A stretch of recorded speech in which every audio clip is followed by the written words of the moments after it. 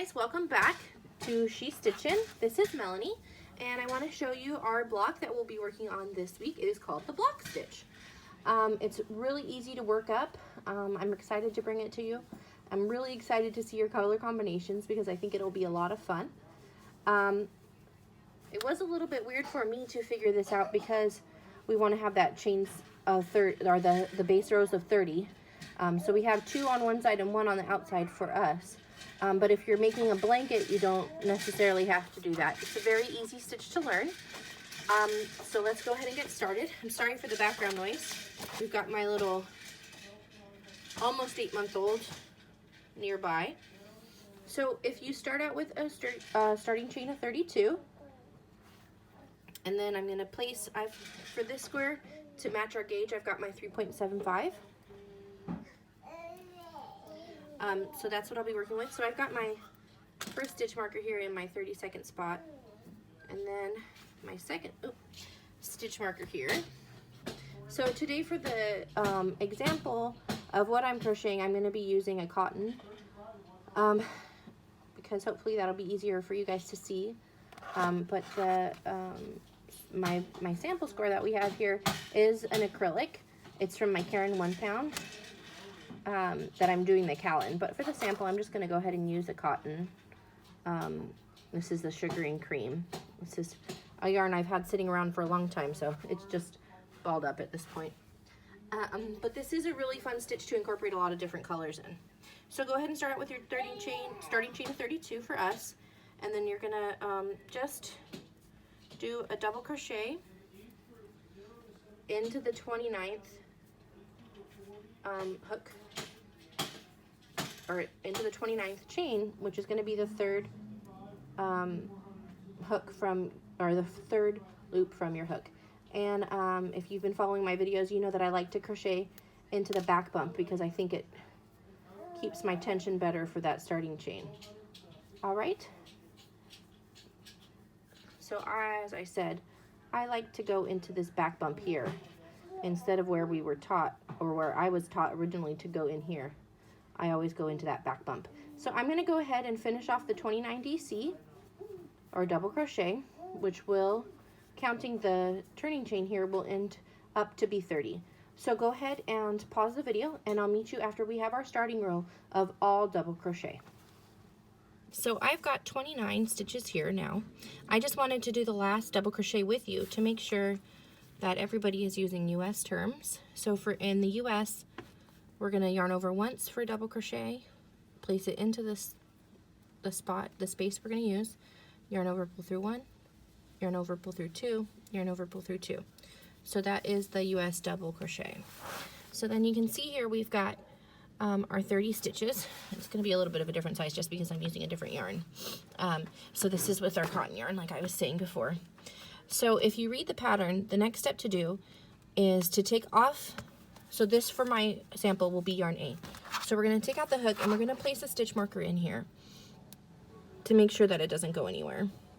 And then for row 2, we're going to start going the same direction as row 1. So let me grab my yarn B color, which I'll use this bright pink. We've got here another cotton thread. And we're going to start off with just a slip knot on the hook. So the way that I do a slip knot is I hold with my top 2 fingers and my bottom 2 fingers, and then I just twist it around. Oops. Sorry, I've been using acrylic so much, I'm not used to the feel of the cotton anymore. So let me do that slower, sorry. So what I do is I hold the tension here, wrap it around, put it under, and then pull this through. Oops. And that's how I do my slip knot. But there's many ways to do slip knot. I used to just tie it onto my hook, and I've never really had anything come apart. So just do it however you want. So as you can see here, this pink is going to be representing the yarn B in my sample, which is this dark blue. It's kind of hard to see there. So that you can see it's going to start in the second space from the end, and we're going to go in the same direction as row 1. So we just left off over here, remember, we put our stitch marker in. So now we're going to start here going in the same direction as row 1. And we're just going to do, I'm going to go into the space here and just do a single crochet. You don't have to tie it off before you do the single crochet. You can just do a single crochet onto the edge there, and you can see that looks like a normal single crochet, and that's how I did all of these. And then what we're going to do is we're only going to chain 2, 1 and 2, and then we're going to skip 3 double crochets, and we're going to go in between the posts. Normally we would crochet into the spot here, but that's not what we're going to do on this pattern. We're going to go in between the posts, so we're going to go down below that, and we're just going to do a single crochet. And then you're going to do 2 and skip 3 and go in between the posts and do a single crochet. So chain 2, skip 3, and go in between the posts.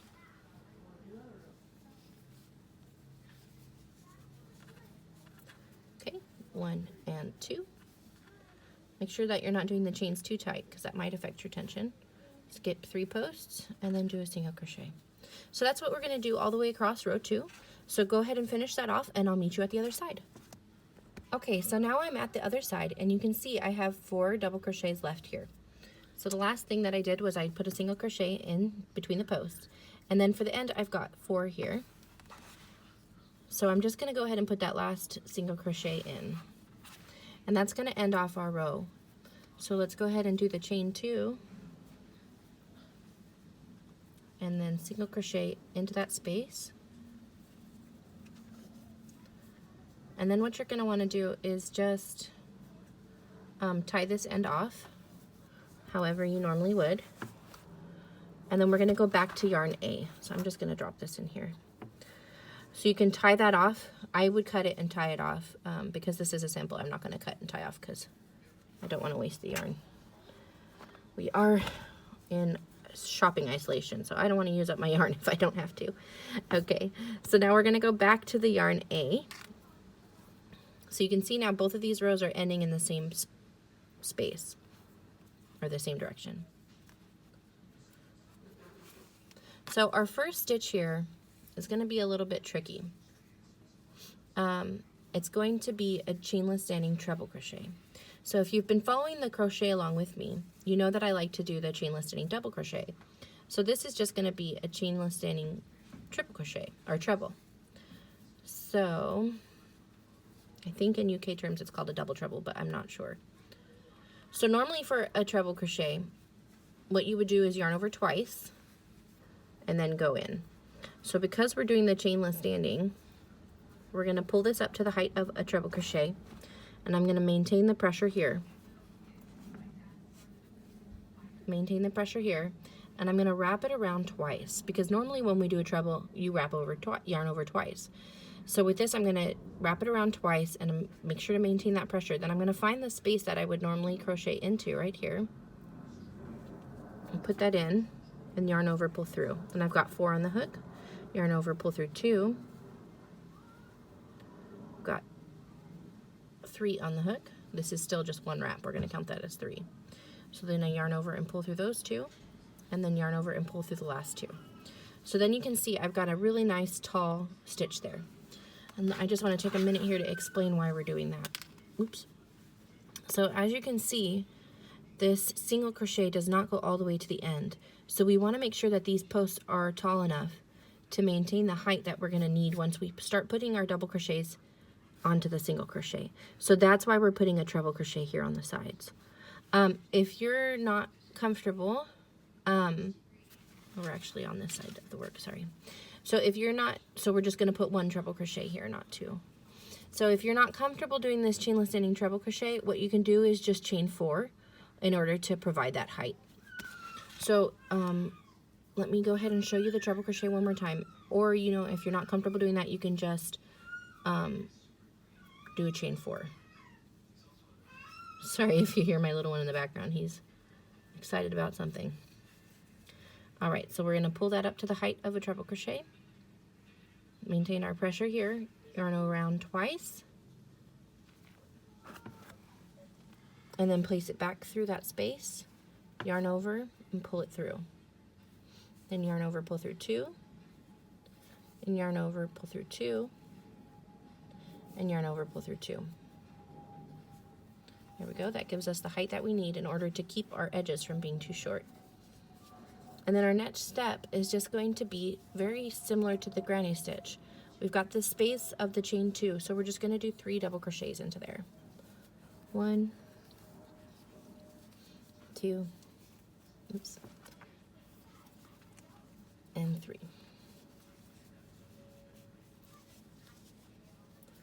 Okay, so that's our first block.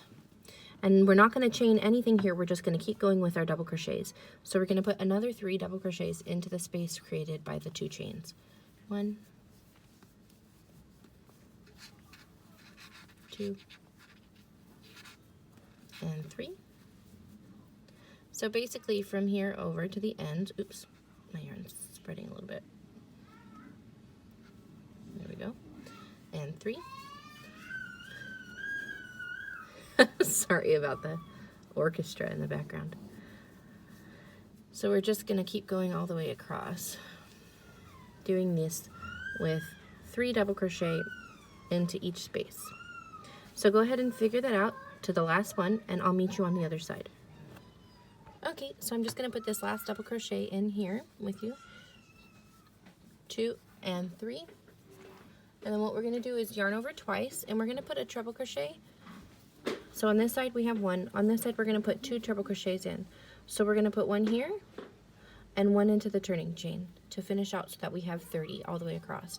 So what you do for the treble crochet is you yarn over twice, place into the space, yarn over, pull through 2, yarn over, pull through 2, yarn over, pull through 2 more. And we'll do 1 more at the end of this row. So yarn over twice, place in to the turning chain, which is always a little bit tight, yarn over, pull through, then yarn over, pull through 2, yarn over, pull through 2, and yarn over, pull through the last 2. So that's the end of our row 3. Oops.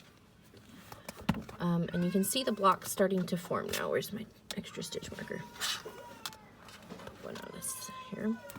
So when you get to the edge of the yarn A roll, we're going to go ahead and put the stitch marker in. And then let's go ahead and grab our yarn B, and I'll meet you on the other side. Okay, so now that we've finished row 3, I want to encourage you guys at this point in your project to go back to your other squares and make sure that your gauge is checking out. So normally what I do is I just grab one of my previous squares and just line it up to see if the gauge is going to be okay, and then decide whether or not you need to change your hook size or not. So you can see this one is matching up good. Once I get that border on there, it'll be great. Alright, so go ahead and grab your yarn B, and we're going to go ahead and put that back on the starting side, same direction as row 1. Oh, I already had a slip knot in there. So I'm going to go ahead and draw that slip knot again with my 4 fingers over, around, pull it through, my slip knot, tighten that up, and then we're just going to go straight on to the same direction as row 1. So the chain went this way, then row 1 went this way, so we're going to follow that same direction. I'm going to find the same spot as the last one, which will make this row a lot easier. And we just, sorry I did that fast. So just you have that slip knot on, and then you can just go under, yarn over, pull through, and then pull through 2, and that'll give you a single crochet. And you're just going to go ahead and do the same thing as row 2. So chain 2, single crochet, chain 2, single crochet. Oh, I pulled too far on my cotton there. Pull 2, single crochet, chain 2, and oh, it sounds like my baby needs mommy instead of daddy in there right now. So go ahead and continue that across, and that'll be row 4. And then I'll meet you on the end there. All right, so we finished off 1, 2, 3, 4 yarn, or line 4, with the purple, and you just tie that off on the end. And we're going to go back to yarn A now, and we're going to start off row 5. So we're going to go back to our stitch marker. I'm just going to pull a little slack out here. Sorry, that's my coffee machine in the background. So we're going to go back over here,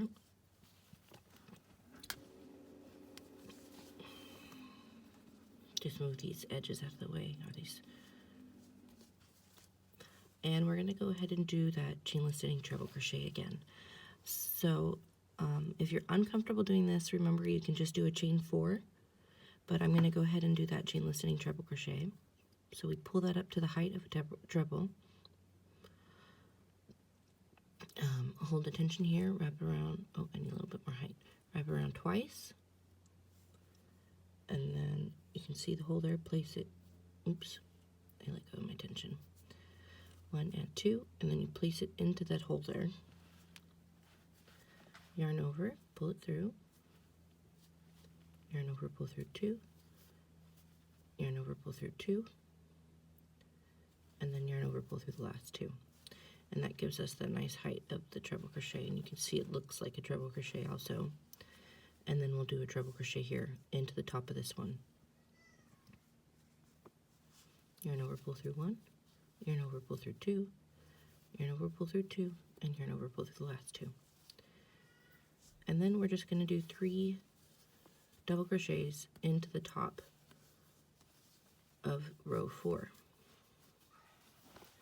And this is going to be, now you should be able to figure out what's next. Of course, we just go all the way across. So the only thing that's different about our pattern, on one side, you're going to be doing 2 treble crochets on the outside, and the other side is just going to have the 1 treble crochet, or the turning chain. And it's going to repeat every other row with the single crochets, and then it's going to repeat every other row with the double crochets. So as long as you just keep in mind what side you're on, I think that you have everything you need to finish off this project. If you have any questions, feel free to comment down below, or to find our Facebook page. I also have an Instagram, a TikTok, and a Tumblr, where you can kind of see pictures of what I'm working on. I've really enjoyed this stitch. I think it's pretty, and I think it's a lot of fun. I think it would be great for placemats because it could incorporate a lot of the colors from your room.